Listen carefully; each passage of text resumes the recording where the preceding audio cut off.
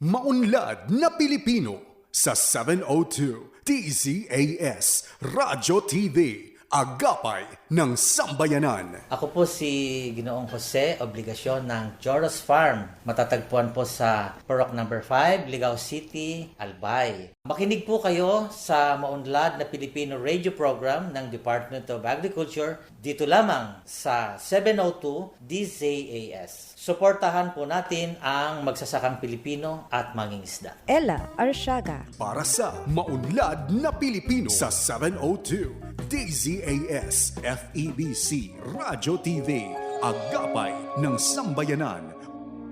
Gumigising ng maaga, panibagong hamon sa'kin ng araw na to. Magsusumikap at nangangarap para lamang sa inyo. Kinagagalak po naming makasama kayo sa espesyal na araw na ito, Sabado de Gloria. Magandang araw po mga ka-agri. Ito po ang Maunlad na Pilipino, kung saan ay hatid po namin ang mga kaalaman, balita at talakayan na iikot sa sektor ng agrikultura. Siyempre po, bago ang lahat, pagpupugay lamang po sa ating Panginoon sa pamamagitan ng panalangin. Tara po, Lord, sa banal na panahong ito, turuan mo po kaming magdilay sa iyong pag-ibig at sakripisyo. Patawarin po ninyo ang aming mga pagkukulang at gabayan kami sa landas ng kabutihan at katotohanan. Naway matutunan naming magmahal, magpakumbaba at maglingkod. Kaugnay niyan, syempre tinataas po namin ulit ang simula, kabuuan hanggang lapag ng programang ito. Ito po ang aming samot dalangin sa matamis na pangalan ng inyong anak. Amen. At para sa salita ng karunungan, para sa kalinisan ng isip, mas malinaw ang landas sa payapang puso. Magandang umaga po ulit. Ako po si Ella Arsiaga at ngayon po ay araw ng Sabado, Black Saturday nga po, ika-4 sa buwan ng Abril taong 2026. And with that, we welcome you sa Season 8, Episode 14 ng Maunlad na Pilipino dito po sa 702 DZAS FEBC Radio TV, Agapay ng Sambayanan. Sa mga kaka-tune in pa lang po sa sa programa natin, tulungan niyo po kami i-determine kung malinaw po yung sagap namin sa inyo. Pwede niyo pong i-comment yan, no? So, sa mga kaka-tune in pa lang, once again, accessible po tayo via online streaming ng dzas.febc.ph. Ganyan din po sa pamamagitan ng Facebook sa 702 DZAS FEBC Radio TV na Facebook page. And of course, kung di pa po kayo naka-like and follow, ay you're missing out. Kaya talaga, no? Marami po tayong mga kasamahan, mga programa na syempre kapupulutan po natin ng mga aral at mga inspirasyon po sa ating paglalakad sa buhay na ito na gabay po o may gabay ng ating poong may kapal. At syempre po, nais po nating batiin din yung mga nakikinig sa ating mga meron pong PM or Personal Missionary Radio. Ayun. At sa radyo po, syempre, sa Talapitang 702 sa AM Band. At nais kong batiin po, no, ng belated happy birthday noong April 2 ang akin pong tatay na si Orlando Arsiaga. Yun. Happy birthday, Pap! Sana na tuwa ka po sa iyong naging celebration at marami pa tayong mga milestones na in store. Ayan. So, stay healthy and happy. Ayun. Happy, Pap. Happy birthday, Pap. And yun na nga po. Bigyan din po natin ng daan sa part na to ng program. Ito po yung favorite talaga namin kasi we get to interact po sa inyo kasi nag-iwan po kayo ng message sa amin. So maraming salamat po.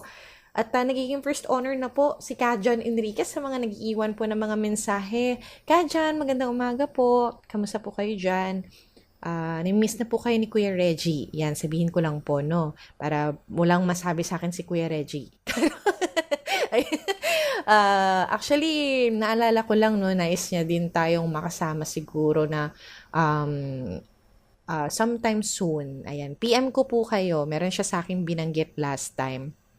And meron pa po tayong mga nag-iwan ng mga mensahe, kagaya po ni Sir Epifanio Salvador. Good morning, share na po while listening. And bumabati rin po ng magandang umaga si Ate Irene Salonga. Happy and blessed morning po. Have a good and blessed Saturday morning everyone. Mula po yan kay Sir Ronald Young. Good morning din po kay Faustina Frankie Habla, Elizabeth Liano, Maria Teresa Apo Mercado. Naku, napakalapit na ng pangalan nito sa aking hipag. Hi po, Ma'am Maria Teresa Mercado. Halos kapangalan mo yung hipag kasi Therese Mercado. Magandang umaga po. Bumabati din po tayo ng good morning kay Euforsina Bernardino. Good morning po sa inyo. At meron pa po tayo syempre listening from Bacoor City, Cavite, si Nanay Leonie Rubio. Magandang umaga po. Good morning din po, Leonila Miguel. Kay Sir Federico Termulo Jr., mapagpalang umaga po. MNP, na parang talagang sa akin lang pong impression, sir. Parang tuwang-tuwa po kayo sa program natin. Tama po ba? Ayan po, parang ganun yung mga iniiwan nyo pong, yung energy sa mga messages nyo pong sa atin, binibigay. Thank you so much po. Good morning po, Presi Mitra, Edchi Diamante, Ma'am Nora Cancelo, good morning po, MNP, God bless. Thank you so much sa inyong greetings po. Blessed morning po, listening from Calizon, Kalumpit, Bulacan, mula kay Evangeline Manggubat. Ayun, belated happy birthday kay apo po ni Nanay Leonie noong March 12 kay Phoebe Hope Rubio. Belated happy birthday, bebe. At magandang araw, Miss Ella, mga kaagri at sa lahat ng staff ng MNP. Mula po yan kay Ma'am Dulce Alicante. Bumati nga rin po. Meron pa po kay Nanay Leonie. Blessed Saturday po, Ma'am Ella Arsiaga, at sa lahat ng listeners ng MNP. Pabati ng happy 53 years anniversary. Happy 53rd anniversary po sa Calvary Baptist Church noon pong March 29.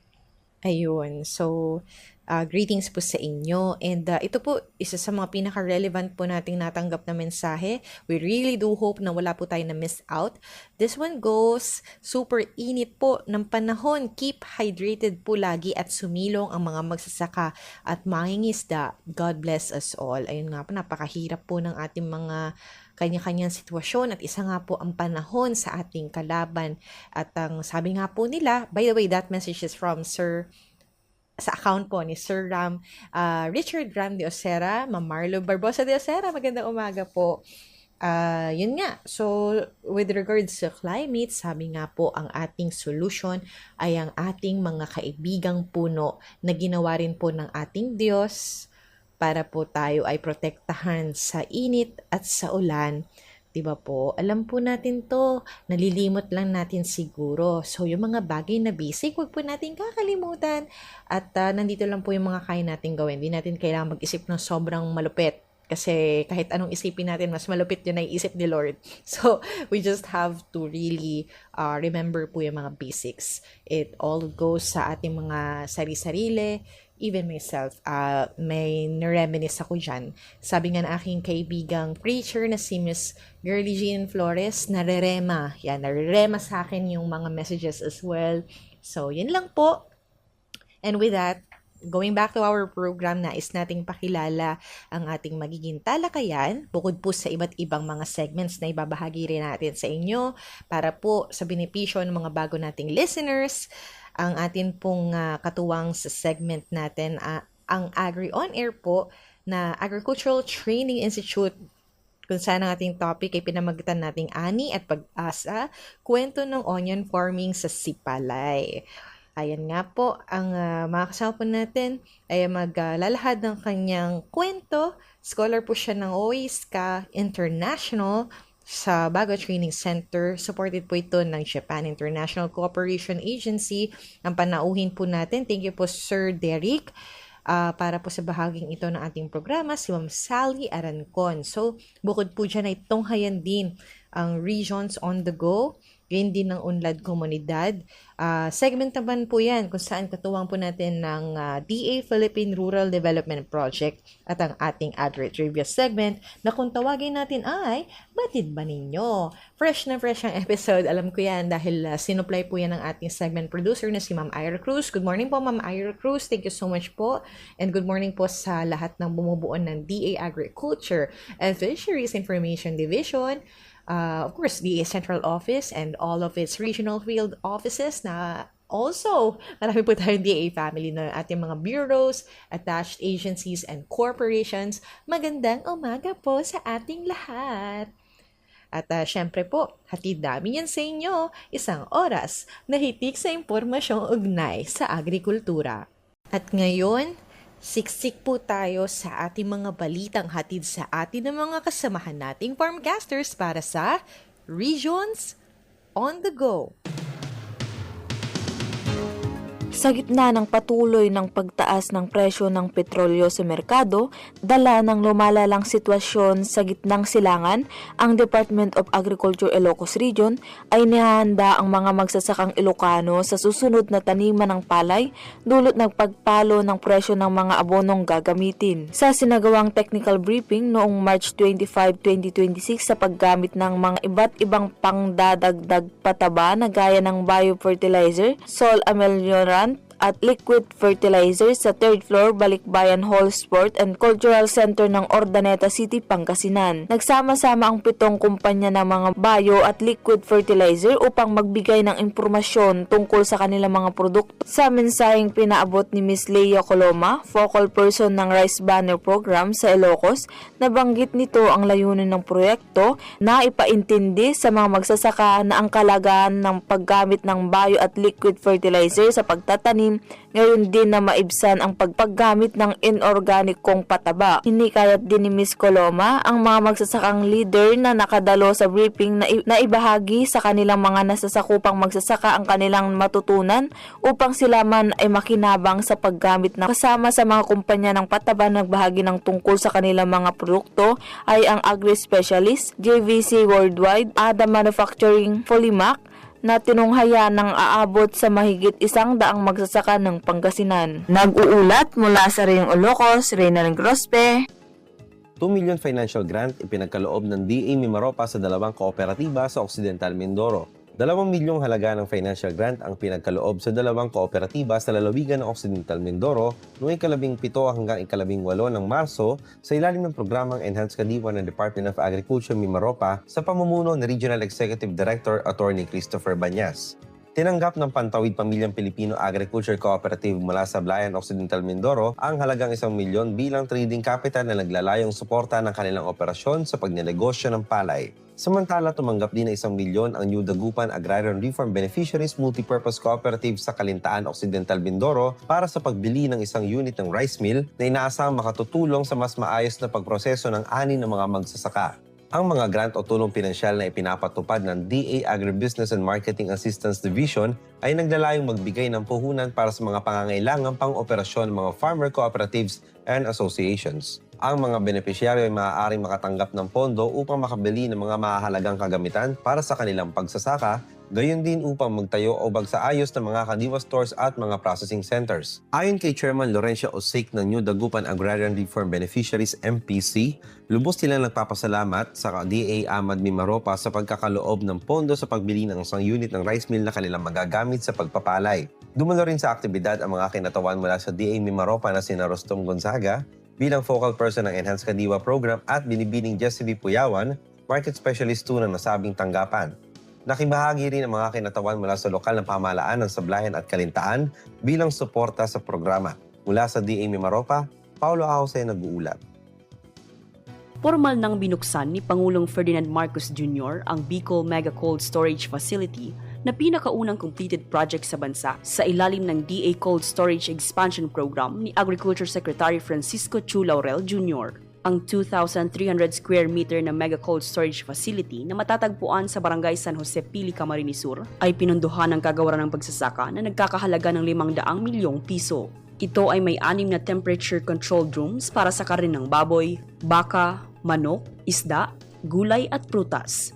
Ito ay mayroon ding blast freezer, packaging at processing rooms, ice plant, refrigerated delivery trucks, storage areas at loading and unloading bays. Katuwang sa implementasyon ng proyekto ang Provincial Local Government of Camarines Sur sa pamumuno ni Governor Luis Raymond Villafuerte. Ito ay inaasahang makakatulong na masiguro ang food security, food safety at mas pinahabang shelf life ng mga produktong pang-agrikultura. Bukod sa maiwasan ang maagang pagkasira ng mga produkto, inaasahan ding makatutulong ito sa pag-stabilize ng supply ng pagkain sa rehiyon. Ayon kay Regional Executive Director Rodel Tornilla, aabot sa 200,000 magsasaka ang magbebenepisyo sa nasabing mega cold storage. Mababawasan din ng humigit kumulang 20,000 piso per annum ang post-harvest losses ng mga magsasaka at hindi na sila mapipilitang magbenta ng kanilang produkto sa gitna ng napakababang presyo sa panahon ng peak harvest season dahil sa oversupply dahil may paglalagaka na sila ng kanilang mga produkto. Ayon naman kay Dr. Alex Templonuevo, Regional Director ng National Meat Inspection Service, malaki rin ang gagampanan ng Bicol Mega Cold Storage Facility sa food safety dahil mangangailangan ito ng license to operate mula sa NMIS at sasailalim din sa pagsasanay ang mga manggagawa rito lalo na sa handling ng karne ayon sa Food Safety Program. Nasaksihan na aabot 150 magsasaka at mangingisda na miyembro ng mga Clustered Farmers Associations ang pagbubukas ng nasabing Mega Cold Storage Facility. Samantala, dumalo rin ang mga pinuno ng mga attached agencies at korporasyon ng DA Bicol sa pagbubukas ng pasilidad nitong ika-23 ng Marso ngayong taon. Ito si Emmy Jane Malonzo, nag-uulat mula sa DA Rafis 5. Harvest Festival ng Rice Convergence Initiative or RCI Model Farm matagumpay na idinao sa Barangay Cambangay Norte, San Miguel, Bohol.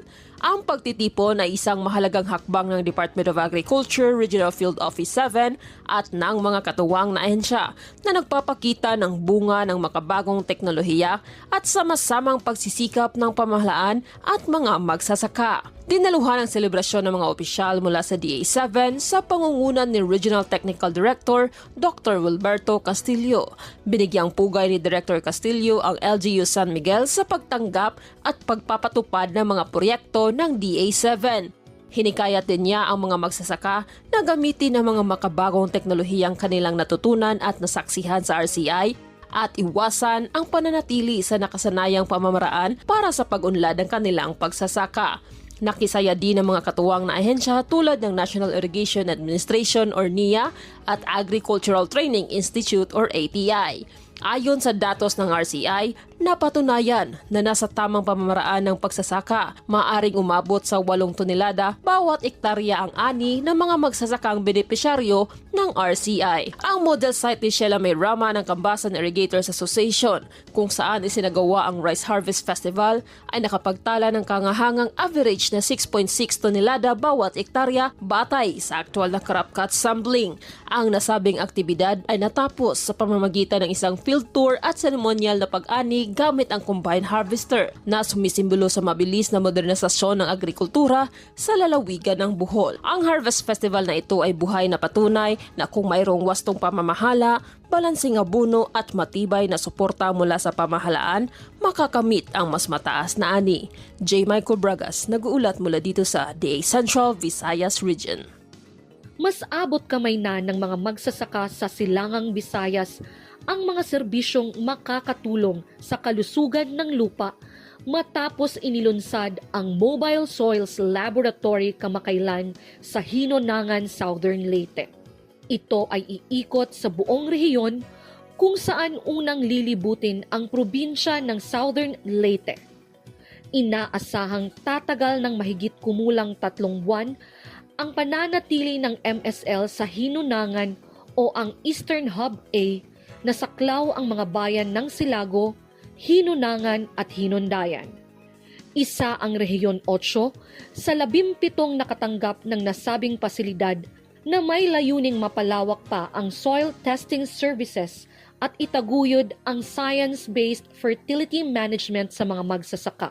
Muli, ito po si Janina Brosas nag-uulat mula sa DA Eastern Visayas. Pinalakas ng Department of Agriculture Region 10 ang koordinasyon at mobilisasyon ng mga Agricultural Extension Workers o AEWs upang matiyak ang tuloy-tuloy na paghatid ng mga programa at serbisyo ng ahensya. Sa ginanap na province-wide AEW Congress sa Lanao del Norte noong Marso 23, binigyang diin ni DA10 Regional Executive Director Jose Apoloy Pacamalan ang mahalagang papel ng mga AEW bilang pangunahing ugnayan ng pamahalaan sa mga komunidad ng mga magsasaka at mangingisda. Dinaluhan ng mahigit 100 AEWs mula sa iba't ibang bayan sa lalawigan, layunin ng Kongreso na suriin ang kalagayan ng pagpapatupad ng mga programa at proyekto ng DA10 sa 22 bayan ng Lanao del Norte. Higit sa lahat, nilalayo nito na patibayin ang ugnayan at pagtutulungan ng DA at ang mga lokal na pamahalaan o LGUs upang mapahusay ang mga mekanismo ng suporta para sa mga lokal na magsasaka at mangingisda. Sa kabilang dako naman, maaari nang makinabang sa 20 pesos kada kilo ng bigas ang mga tsuper ng jeepney at tricycle, mga magsasaka at manggagawang bukid, mangingisda, minimum wage earners at mga guro at non-teaching personnel ng Department of Education sa Lanao del Norte matapos ilunsad ang expanded 20 bigas Merona noong Marso 23. Sa pangunguna ito ng Food Terminal Incorporation o FTI at pamahalaang panlalawigan, katuwang ang National Food Authority Region 10 at Department of Agriculture Region 10. Kabilang ang senior citizens, solo parents, persons with disability o PWs at mga benepisyaryo ng 4Ps sa humigit kumulang 1,000 benepisyaryong nakabili ng hanggang 10 kilong bigas sa halaga ng 20 pesos kada kilo sa pagpapalunsad ng programa. Pinahihintulutan naman ang mga senior citizens, solo parents, PWs at 4Ps beneficiaries na makabili ng hanggang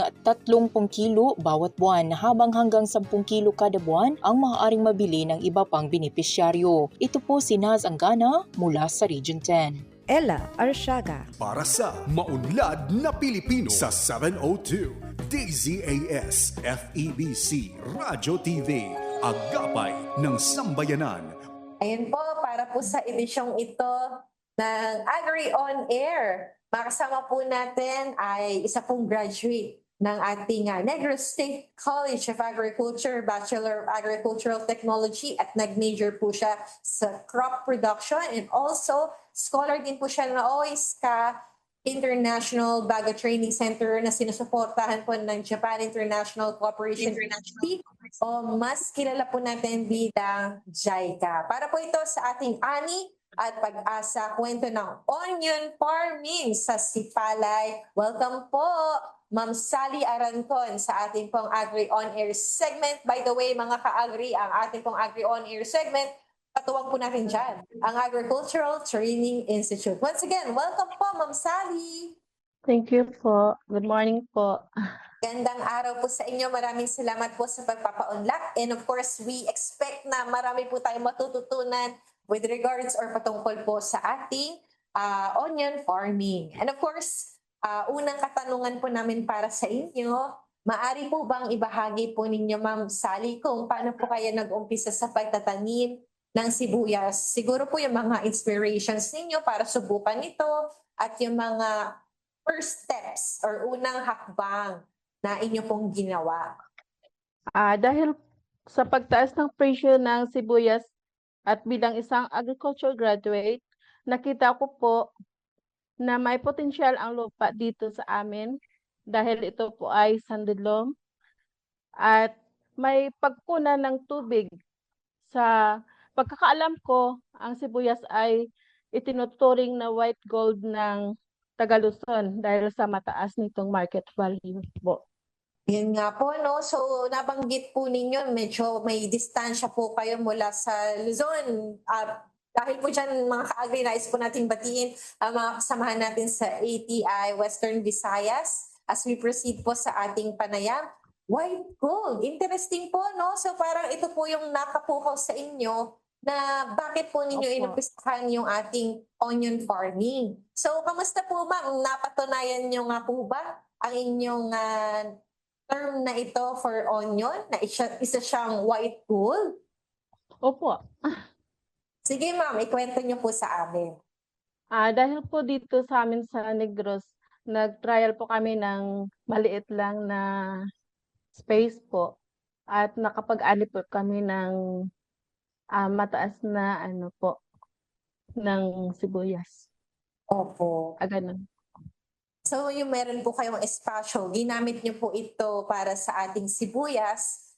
Sino po yung mga naging katuwang po natin nung nagsistart pa lang po tayo? Or meron na po ba tayo agad mga pinhi nito?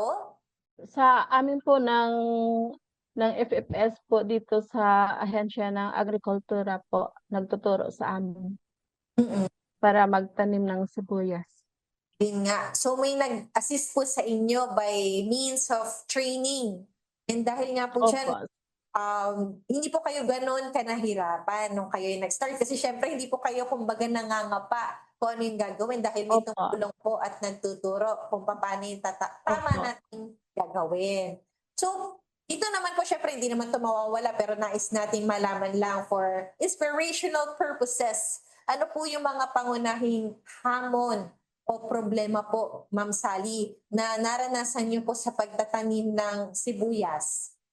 Ang pabago-bagong panahon dahil sa climate change ay isang hamon na inasahan namin na sa November at December po ay nagsimula na ang tag-init, ngunit bigla na lang umuulan ng ilang linggo po. So ito po talaga na yung may lupa nga tayo, may binhi nga tayo, pero ang medyo inaano po natin or pinapakisamahan lalo na po sa kahanan na po yung panahon. So kailan ba siya babagsak? Kailan ba yung sobrang init? Ano po ba yung parang ma'am, kailangan ng ating onion para mag-survive siya despite po yung weather conditions natin dito sa ating bansa? Mainit po na panahon. Dahil pag maulan po ay maano siya po, masisira yung punla. So sayang naman po yung mga pinuuna natin kung babahain yung ating mga sibuyas. So yun nga ma'am, dun sa ating mga trainings, anong natutunan natin dyan? Or sa inyo pong sariling karanasan, paano po natin yun nalalampasan? Gumagawa kami ng paraan upang hindi masira ang aming punla ng sibuyas sa pamagitan ng improvised greenhouse na gawa sa recycled na plastic mula sa mga plastic na feeds at fertilizer po. Dun sa fertilizer, ma'am, sorry hindi ko po masyadong nasundan. Ano po yung parang technique po yung binanggit nyo, ma'am, parang ang ganda po yatang ma-replicate ng iba po nating mga listeners na interested po sa onion farming.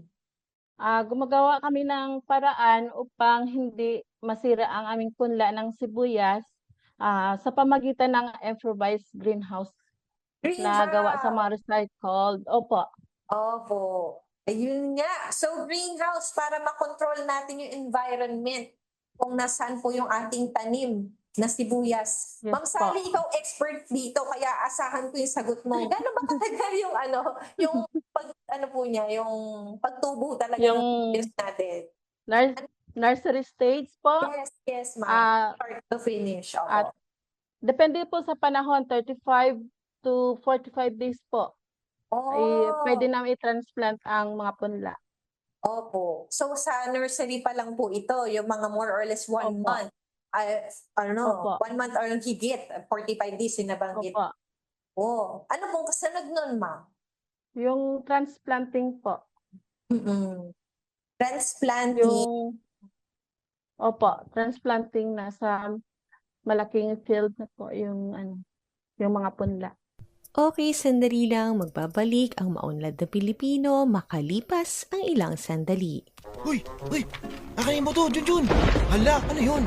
Halimaw ba yun? Tatakbo ba tayo, Junjun? Tatahulan ko ba? Ano gagawin natin? Chub-chub! Okay ka lang? Bunso, tandaan mo lagi. Para hindi ka makagat, maging maingat. Kapag natatakot si Chub-chub, lumayo ka muna. Kausapin mo siya ng malambing. Chub-chub! At dalhin mo siya sa bahay niya. Uwi ka muna! Oo nga, sige. Hindi nakakatakot dito. Salamat, Junjun! Hindi na ako ganun kakabado. Pero uy, huwag ka muna alis ha. Maging maingat pag natatakot ang aso. Para iwas kagat at kalmot. Basta wais, iwas rabies.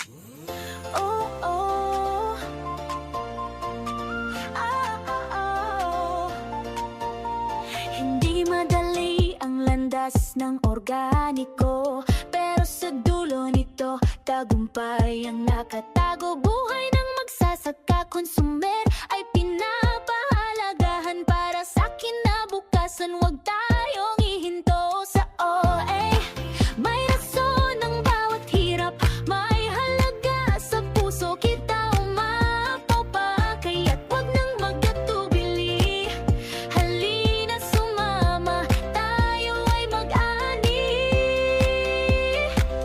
Ang gusto ko ay oh, ay sobrang okay dito sa oh, ay yaya halika na maki oh, ay halina't kumita sa organikong agrikultura. Ikaw ay bahagi ng adhikaing totoo para sa sari buhay. Ikaw ay bayaniyo, hawak kamay, magsimula tayo ngayon sa lupa. May pera, may pagmamahal at misyon. Ang panawag ng panahon, bumalik sa natural. Sa OA ang solusyon. Sa OA, may rason ang bawat hirap.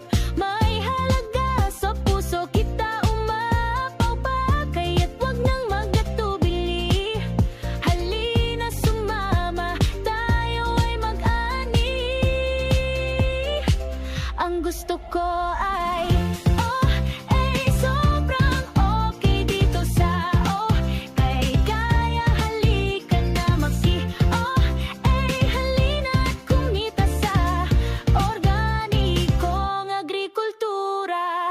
Para sa bata, para sa lolo at lola, sa mundong protektado tayo ang simula. Ikaw ay kasama rito sa organikong agrikultura. May tunay na kasaganahan.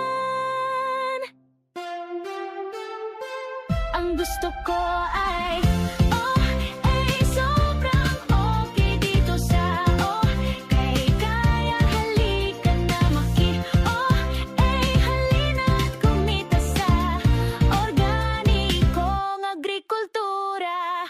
Oh, ay, oh, ay, oh, ay, oh, ay, organikong agrikultura. Oh, ay, oh, ay, oh, ay, kinabukas ay sigurado ka.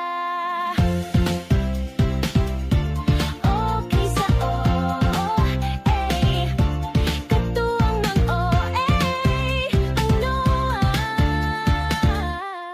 Ella Arsiaga. Para sa Maunlad na Pilipino sa 702 DZAS FEBC Radyo TV, Agapay ng Sambayanan.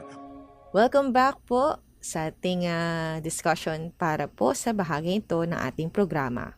Ayun po. So, naintindihan natin, syempre may days na kinakain para talagang full yung ating yung oil natin bago siya ita-transplant. At yun nga po yung sa kanyang nursery. Ma'am Sally, ano ba yung mga, kanina nasabi na natin, ang galing, no? Kasi syempre, special to para mabuhay at maging maganda talaga yung ating sibuyas. May greenhouse tayo, may fertilizer din tayo. Ano po yung pag sa lupa natin, meron ba tayong mga special techniques para po talaga ma-ensure natin na maganda po yung ani natin? Opo. Binubungkal namin ang mga lupa ng maraming bisis upang maging pinong-pino, pulverize, saka pinatubigan ito upang tumutubo ang weed seeds at ma-spray ng pre-emergence na herbicide para hindi po maging maraming mga weeds na tumutubo pag magtanim na po. So, kumbaga ma'am, yung ating bawat stages po ng ating onion sa kanyang paglaki, no? Ano po siya, ma'am? Tutok na tutok po kayo. Hindi yung parang, okay, natanim na natin siya ng day 1. Balikan na lang natin siya ng day 46. Kasi tapos na yung 45 days. So, ano po yung ginagawa natin dun sa mga days habang inaantay po natin siya? Ano po yung pagmomonitor po natin? Basically, paano po natin inaalagaan yung ating onion? Inalagaan po namin ang sibuyas. Araw-araw po ang pagmomonitor upang agad mabigyan ng solusyon ng anumang problema ang mga pananim. Araw-araw po ang pagmomonitor namin po sa mga sibuyas. Talagang napakabusisi po araw-araw na, Ma'am Sally. So dito po ay ano ba yung mga usual nyo na o-observe, ma'am? Na, uy, merong ngayong araw na to may peste po bang yan, ma'am? Sa sibuyas? Meron po. Merong peste po. Ano pong peste ito at ano po bang mga nilalagay natin or inaalis na po ba natin siya? Kayang putkutin? Ganun, ma'am? In-spray po ng mga chemicals po na para po sa mga uod, na ganun po. At saka sa mga fungicide, yung kung minsan umuulan, kailangan po ng mag-spray ng fungicide para hindi malanta po. So ito po talaga ay mga subok po nating pamamaraan kung paano po natin may ensure na mabubuhay po ng walang mga pesting naman sa loob yung ating mga onion. Siyempre pag ganun, sa supermarket ba naman bilang consumer, ayaw natin yung may madudukot tayo na may something, no po? Ano mo talaga, nilalagay mo siya sa likod ng mga iba pang sibuyas. Kukunin mo yung pinaka-okay na sibuyas. So dito nga po, Pero dito, yes po, yes ma'am. pero dito sa amin po, hindi naman po inaatake ng peste. Ayun. Okay naman po. Paano nyo ma'am yun nagawa? Bakit wala po sa inyo peste? Ano pong naging sikreto ninyo? Kung secret po ba? O pwede naman natin i-share. Yung inyong Pwede na. ano po yun ma'am? Bakit po walang peste sa inyong onion farm? Pag hindi po maraming damo, wala namang mga uod na umaatake ng mga sibuyas namin. Palaging malinis yung field po. Ganun po. Siguro dahil doon, sigurado ko may mga kooperatiba po tayo dyan, mga local buyers po natin na dito tayo kukuha kita sa ali kasi alam ko walang peste yung nila mga onion nila. So sino po or may po ba kayong information about yung mga partner po nating kooperatiba or local buyers nga po na nakikipagtulungan po sa inyo in terms of marketing at yun nga, direct na pagbili po mismo ng ating sibuyas? Opo, ma'am. May mga local buyers na taga-karatig lugar na pumupunta para bumili ng aming mga produktong sibuyas po. Pwede niyo po ba silang i-mention or saan po ba, malapit lang po ba sila sa inyo? Sa aming kooperatiba po sa Kadiwa Store, nagdi-display po kami. Lagi po Sa yun? aming association po. So, hindi po kayo, kumbaga nagkakaroon ng surplus ng sibuyas, kagaya po ng mga, siguro nakikita natin sa ibang mga lugar. Sa inyo po may talagang pinupuntahan po yung inyong mga onion. Opo. Wow! Ang mga buyers mismo ang pumupunta sa amin dito. Opo. So ito po ma'am, siguro baka pwede nyo naman kaming iengganyo lalo na po yung mga siguro interested din sa onion farming. Paano po ba nakatutulong yung mga programa po ng gobyerno, kagaya po ng Department of Agriculture sa inyo pong onion farming? Or baka may mga other support services po kayo na talagang nakaagapay po sa inyo para po sa inyong mga pananim? Malaki ang naitulong ng Department of Agriculture sa aming mga magsasaka sa pagbibigay ng binhi, lalong-lalo na sa binhi ng sibuyas po. Ng libre. Libre po? Wow, naman. Opo.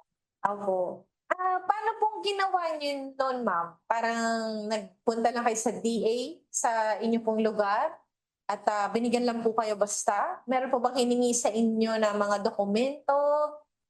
Patunay na meron kayong talagang tataniman? Wala naman. Sa amin po na sa aming kooperatiba po, sila nag-donate ng binhi. Opo. Opo. Sa kooperatiba po nila pinapadaan. So kayo naman po bilang miyembro po ng inyong kooperatiba, ay aktibo po kayo nakikipag-ugnayan kung, meron ba tayong bagong dyan? Kumbaga, tulong mula po sa ating pamahalaan. Kayo na po mismo nagkukusa na ito ay mapapakinabangan. Opo. Ayun, ma'am. Congrats po sa inyo, Ma'am Sally. Ang dami niyo pong nagawa because kayo nga po mismo ang nagkaroon ng initiative sa inyong sarili na maipagpatuloy ito. Kasi pwedeng hindi nyo kinuha yung tulong ng gobyerno na inilagay po sa kooperatiba nyo eh. So with that, siguro po baka meron po kayong nais na iwang mensahe po, Ma'am Sally. Lalo na po sa mga kapwa na inyong magsasaka, sa mga kabataan na rin po na siguro magandang mahikayat po natin na magtanim din ng sibuyas.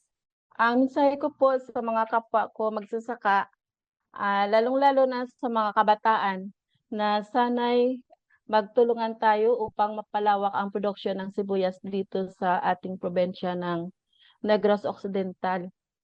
Lalo na dito sa Sipalay City dahil malaki ang kinabukasan ng onion production dito sa ating lugar sapagkat maganda ang lupa, may sapat na pinagkukunan ng tubig at kakaunti pa lamang ang nagtatanim ng sibuyas dito. Ayun. Ma'am Sally, maraming salamat po sa inyong dedikasyon sa onion farming at inilalagay niyo po talaga na, sa Negros, napakinggan namin dun sa Agri On Air, meron tayong nagtatanim dun ng kalidad ng mga sibuyas. At dahil dyan, Ma'am Sally, maraming salamat sa inyong patuloy na ginagawa sa inyong lugar. Nawa po ay marami pa pong magkaroon ng interes sa ating ginagawa at sila din ay makapag-umpisa at kumbaga kayo isa sa mga nag-start. And with that, ito nga ang ating ani at pag-asa, kwento ng onion farming sa Sipalay sa ating pong naging kwentuhan. Kasama po si Ma'am Sally Arancon. Siya po ay, of course, scholar po ng OISCA International Bago Training Center na sinusuportahan po ng ating tinatawag na JICA. And of course, member po ng ating kooperatiba. Ma'am, sorry, hindi natin pala nabanggit. Ano bang pangalan nga ulit ng ating kooperatiba na kinabibilangan? High Valued Crops Pro. O yun. Commercial. Opo. Maraming salamat at pagbati po sa inyong mga kasamahan po dyan. Baka may nais po kayong batiin by any chance po. Papasalamatan. Wala po. Thank you na po. Sige. At thank you po kay Ma'am Heidi Oxinia po na siya po ang nagtuturo sa amin sa ng sibuyas dito sa Negros po. Ayun. Padayon lamang po. Maraming salamat po. Ma'am Sally Arancon, once again, ito po ang Agri On Air. Thank you po. At narito po ang Unlad Komunidad. Katuwang po natin dito ang Philippine Rural Development Project.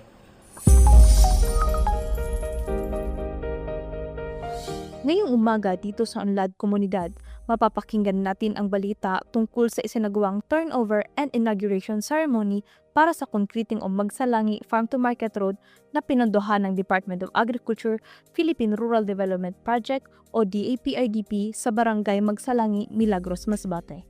Pinangunahan ni DAPRDP Bicol Deputy Project Director Dr. Mary Grace Rodriguez ang isinagawang turnover ceremony. Ang Concreting o Magsalangi Farm to Market Road na nagkakahalaga ng mahigit sa 178 milyong piso ang kinakaon ng FMR na nai-turnover hindi lang sa Bicol, kundi pati na rin sa buong South Luzon.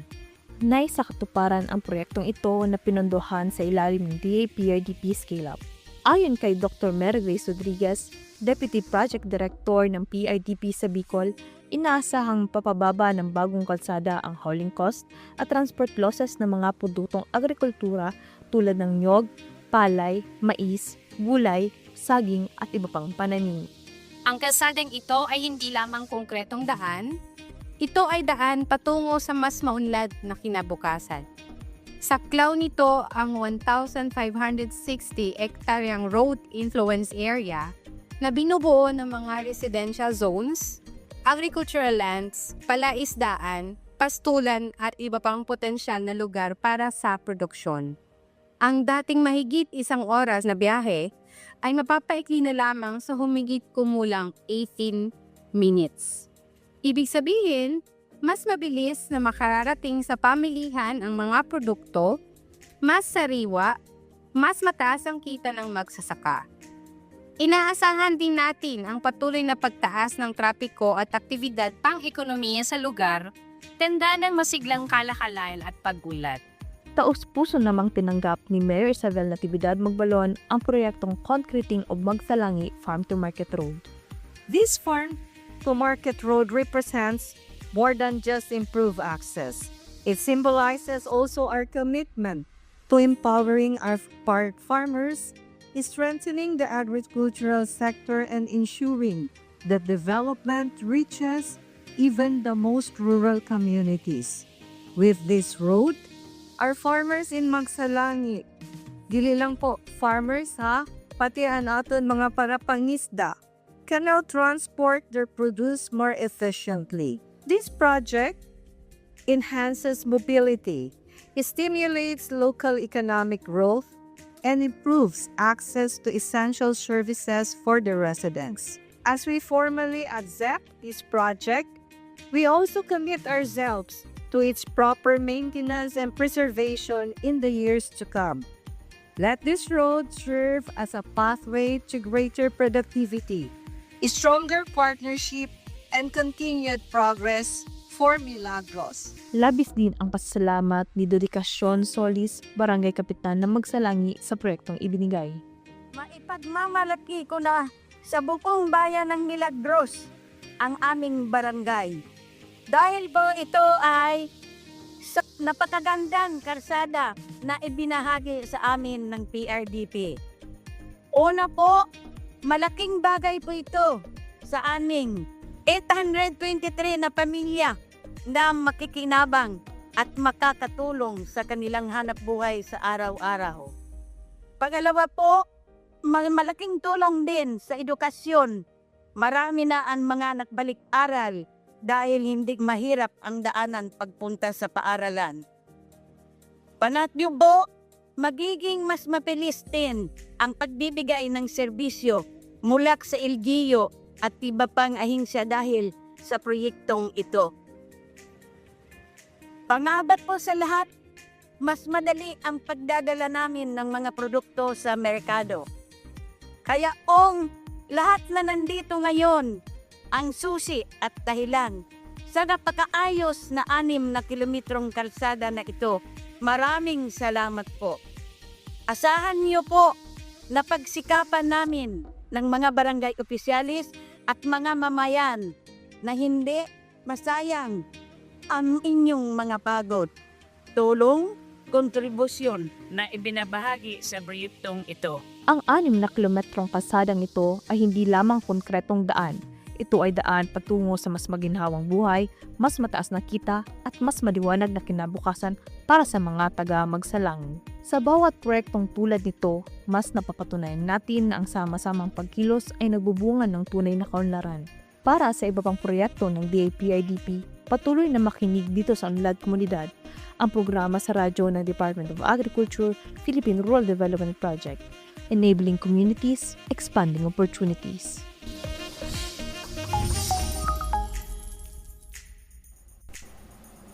Ayan po ang ating Unlad Komunidad.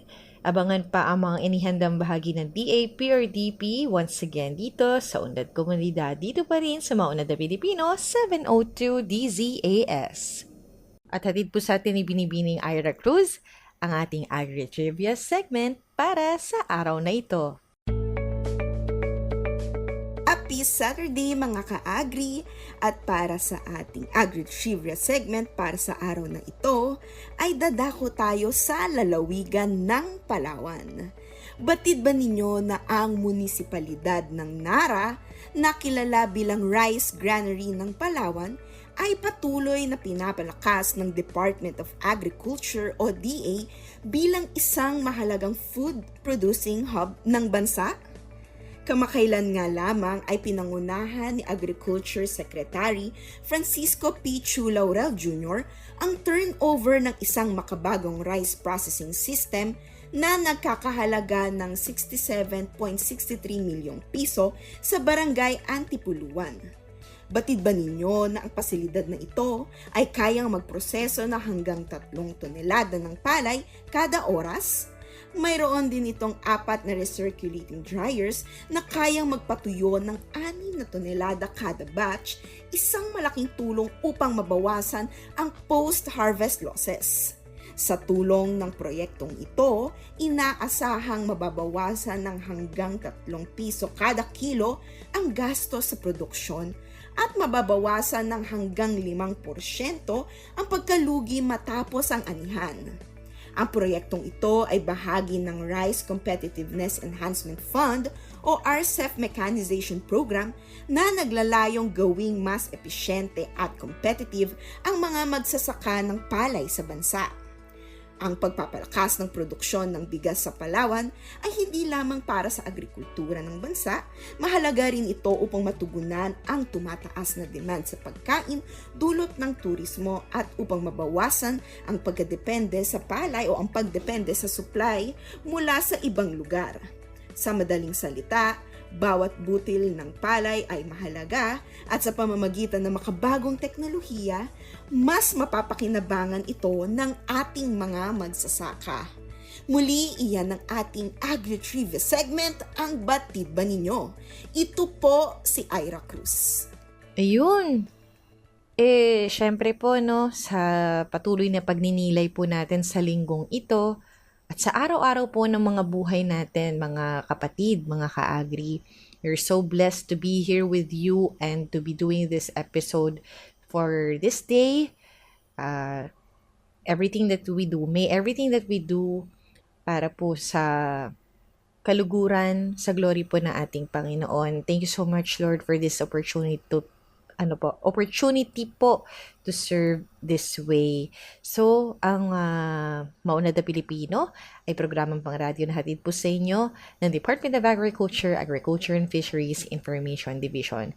Ayun po, no, it's a special episode because it's Black Saturday and we have high hopes na ang ating mga tagapakinig, aside from being able to listen to us, attend this morning, ay merong mga panahon po sa busy lives natin, no, to always remember to slow down and remember po, not just on Christmas Day, which was months ago, but every day po, especially this week po na meron tayong in-observe na Holy Week. And yun nga po, presence is key para lagi po tayong parang hindi po tayo hiwalay sa source ng ating strength, talino, diskarte, buhay in general, blessings and all of the things na maganda po na plano sa atin. Thank you, Lord, so much.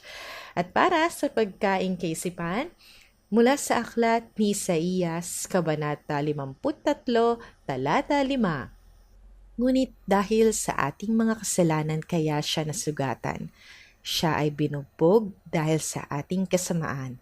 Tayo ay gumaling dahil sa pahirap na dinanas niya at sa mga hampas na kanyang tinanggap.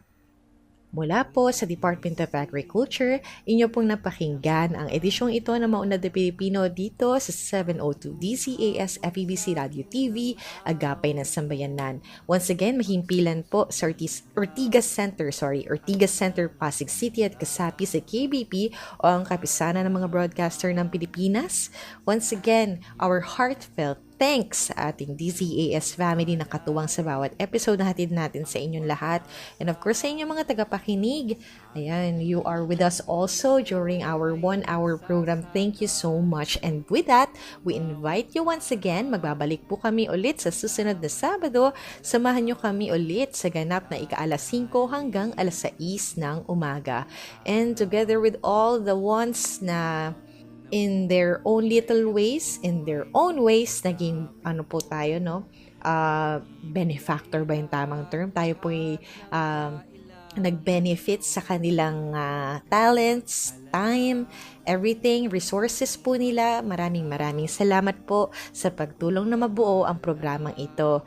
And syempre po, una na nga po dyan si Ma'am Ira Cruz, ang buo pong DA AFID, ang DA Central Office, ating po mga regional offices, kagaya po ng mga nabanggit din po natin when we started our program. Thank you so much. At yun nga po, once again, ito ang Maunlad na Pilipino. Hanggang sa muli, magtanim ng pangarap, mag-ani ng tagumpay para sa masaganang bagong Pilipinas. Ako po si Ella Arsiaga at enjoy the rest of the Holy Weekend! Maunlad na Pilipino sa 702 DZAS Radyo TV, Agapay ng Sambayanan.